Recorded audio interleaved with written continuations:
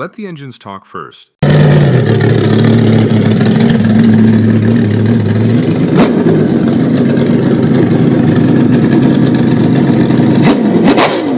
Now, if that sound just pulled you back to a two-lane road and a younger version of you, we're on the same page. These aren't just engines, they're the heartbeat of Friday nights, skin knuckles, and that one perfect pull when the world went quiet except for the tack. Tonight we're not chasing numbers, we're chasing feelings. 5 V8s that shaped how we remember speed. Chrysler's 426 Hemi, Chevy's LS6 454, Ford's Boss 429, Pontiac's Ram Air 4, and AMC's stubborn 401 Underdog. I'll show you why each one still matters, and why you can hear them in your chest before you hear them in your ears. Quick favor before we light them up. Which heartbeat would you park in your dream garage? Drop it in the comments and let's settle this like it's Saturday at the Strip. Start where myths meet math. Chrysler's 426 Hemi. The elephant earned the nickname because the block and heads were physically massive, but the magic was in the shape. Hemispherical combustion chambers that let the valves grow huge and the mixture burn hard and even. Dual Carter AFB 4 barrels on a cross ram and race trim. Big ports, solid lifters in many builds, and a bottom end designed to live at speed. The factory rated at 425 HP at 5,000 RPM to keep the lawyers and insurers calm. Out in the wild with a decent tune and cool air, it felt like 500 plus on any night the secondaries howled. The street legend exists because the race truth came first. 1964 Daytona 500, petty power, NASCAR panic, and a rulebook rewritten to slow the onslaught. On drag strips, the story was the same.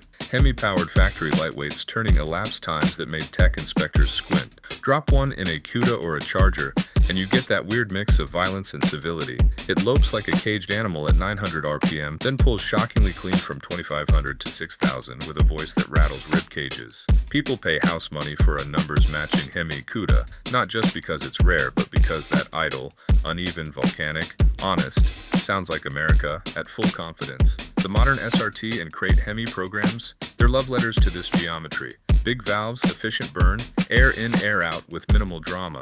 If you've ever cracked a throttle on a shaker hood car at sunrise, you know why Hemi isn't a badge, it's a feeling you can hear. Swing to Chevrolet's open declaration of force, the 1970 LS6 454. If the Hemi is myth and metallurgy, the LS6 is brute clarity.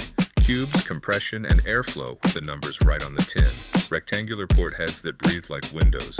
An 800 CFM Holly under a factory cowl induction lid that pops open when manifold vacuum drops. Forged internals that take abuse. And a catalog of dealer parts that turn Saturday wrenches into Sunday trophies. Factory rating? 450 HP at 5,600 RPM. The highest printed horsepower of the classic muscle era, backed by 500 lb-ft of torque. It only lived 2 model years, but its philosophy outlived everything. Strong blocks, light for their size, happy to rev, and infinitely adaptable. That DNA is the backbone of the LS world today. Millions of modern builds carry that same idea. Make the engine willing, make the heads flow, keep the bottom end stout, let tuners do the rest. An LS6 Chevelle SS with the right gears feels like a punch you see coming and still can't stop. The cowl door snaps, the rear squats, and your stomach learns about torque curves in real time. Auction blocks agree. Good LS6 cars pull 6 figures because they represent the high water mark of printed power before emissions chop the party into pieces. Close your eyes and listen to the idle. Lope, flap, hammer. Then remember the best part. It's not just loud, it's cooperative. It wants to run hard and repeat. Ford's troublemaker is next, the Boss 429, better known in hushed tones as the Boss 9. This wasn't a Mustang that happened to get a big motor. This was a NASCAR cylinder head program that needed a body for homologation. The heads are the headline.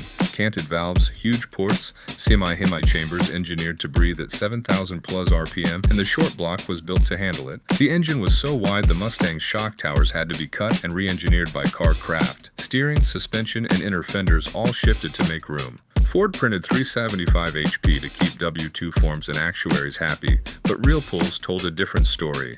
With headers and timing, 500-something horsepower with a top-end rush that felt almost European in its precision. It doesn't have the off-idle thump of a big cube Chevy or the everywhere torque of a 455 Buick. It feels taut, like it's saving its best for 4,000 RPM and beyond. Only 359 Boss 429 Mustangs were built, which is why a clean, correct example is a blue-chip collectible. The kind you insure like art and exercise like a racehorse. Walk around one idling and you'll hear it in the note. Dry, tight, almost metallic. Blip the throttle, watch the nose lift a hair, and you'll understand how a head casting can become a legend. Pontiac's Ram Air 400 is proof that you don't need the biggest bore and stroke to punch above your weight if your airflow is right. Round port heads with raised exhausts, an aluminum intake, a serious cam profile, and careful attention to mixture speed gave the RA4 an honest 370 gross HP rating that still feels underrated. In a GTO Judge or Firebird, it's a coiled spring, annerly at idle, then on the cam with a crisp, eager pull all the way through the top half of the tack. What separates it from the brawlers is the polish, Pontiac tuned for feel. Throttle tip-in is buttery, the intake note has that swallowing air whistle, and the car seems to get lighter above 3,500 RPM. Only 759 Ram Air 4 GTOs were built for 1969, which explains the reverence around survivors and why restorers geek out over details like heat riser flaps and correct vacuum trees. If the Hemi is a hammer, the RA4 is a scalpel. No apology in either approach, just two paths to honest speed. Stand behind one at dusk, listen to the burble, and you'll hear it. Elegance wrapped around aggression. And then there's the underdog, with a chin made of granite, AMC's 401. Often overlooked because the badge didn't have the marketing budget of the big three, the 401 is the kind of engine people fall in love with after the first ride. Tall deck, strong mains, a rotating assembly that forgives bad decisions, and torque that shows up early and stays for dinner. In Javelin, AMXs, and Matadors, 330 gross HP doesn't tell the whole story. What you feel is the mid-range. Passing power without a downshift, that confident surge in third that makes a two-lane safe. As emissions tightened nooses in the early 70s, AMC's Big Cube V8 quietly kept the faith, then lived 1,000-second lives under Jeep hoods where torque mattered more than brochures. For years, these engines were cheap because people chased decals. Now collectors chase them because they finally remember how stout and charming they are.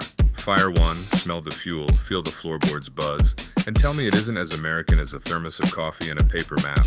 Why do these five still matter? Because modern performance stands on their shoulders. The Hemi blueprint echoes every time an SRT lights up a tunnel. The LS6's philosophy, strong, simple, swappable, grew into an ecosystem so huge it reshaped the aftermarket. Boss 429 head thinking still shows up in the way Circle Track and Pro Stock folks talk about port volume and valve angles. Pontiac's RA4 is the case study people cite when they explain why a well-designed 400 can embarrass a lazy 454. AMC's 401 reminds the spreadsheet crowd that character counts. How an engine feels under your hands matters as much as any peak number. Auction houses translate all of that into another language. Money, Hemi, CUDA, and Daytona, Chia Charger. RTs nudging or clearing seven figures. Boss 429s anchoring serious collections. RA4 Judges and S6 Chevelles stacking sixes because the story is baked into the metal. Javelin AMXs with healthy 401s climbing steadily as people rediscover the underdogs. There are lessons in the way they're built that still solve problems today. Airflow is king, but velocity is the crown. Big ports without speed feel soggy. Small ports with smart shapes zing. Compression only counts if the chamber burns clean. A carb that's too big can feel perfect with the right booster and signal. EFI didn't invent mixture control. It perfected it. Cam timing is conversation. Advance for grunt, delay for song, split the difference for joy.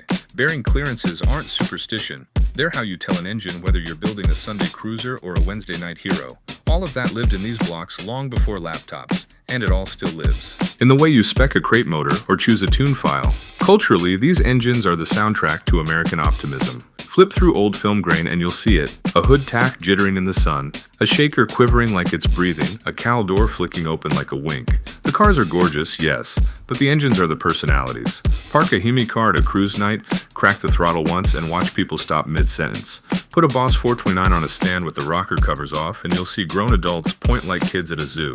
Fire an LS6 and listen to the way it settles around 850 RPM. Confident, ready.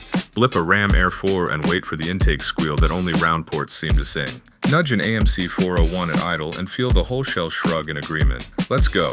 If you wrench, you know the rituals that come with these legends. The Hemi wants timing lights and patience. Set it too timid and it sulks. Give it what it wants and it wakes like daylight. The LS6 rewards clean fuel curves and tight valve train geometry. Get your lash and lifter preload right and it'll run like a watch that swears. The Boss 429 will test you on mixture distribution and heat management. Once sorted, it feels silkier than its brawler reputation implies. The Ram Air 4 loves a crisp accelerator pump shot and a healthy vacuum can so it doesn't stumble off idle. The AMC 401 will run forever if you feed it oil and don't get greedy with detonation. Treat it it right and it treats you better. These aren't just specs, they're relationships. And yes, the market talk is part of the story because it measures reverence in a hard currency. A legit Hemi E-body with its original drivetrain can buy multiple houses. True Blue Boss 9s are museum pieces you're encouraged to exercise carefully. RA4 Judges and LS6 Chevelle are top-shelf investments that still get driven because their owners understand that machines die in silence. 401-powered AMXs, they're where the smart money plays when the headline cars feel out of reach. Real performance, real history, rising tide. But ask any owner what matters most, and they won't talk about comps. They'll talk about a smell, a sound, a sunrise drive nobody filmed. So here's my vote for why these 5 still own space in 2025. They're honest. No fake induction noise through speakers.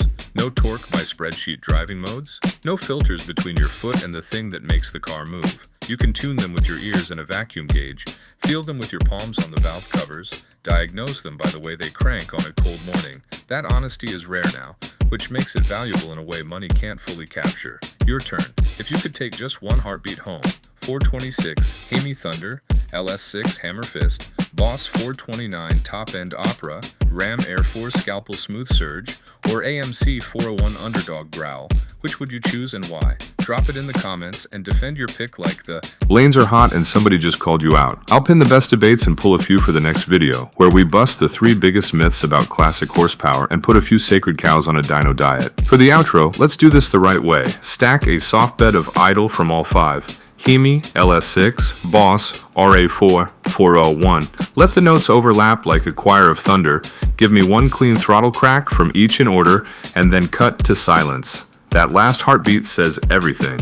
We don't keep these engines alive because they're perfect. We keep them alive because they make us feel like drivers, like builders, like kids who still believe that a good road and a bad idea can turn into a great story. If this stirred a memory or made a new one, tap subscribe, hit the like, and share it with a friend who still smells faintly of race gas on Sundays. Next up, the imports get their revenge. The engines that taught the world to spool, scream, and never lift. Until then, keep your timing right, your plugs clean, and your foot brave.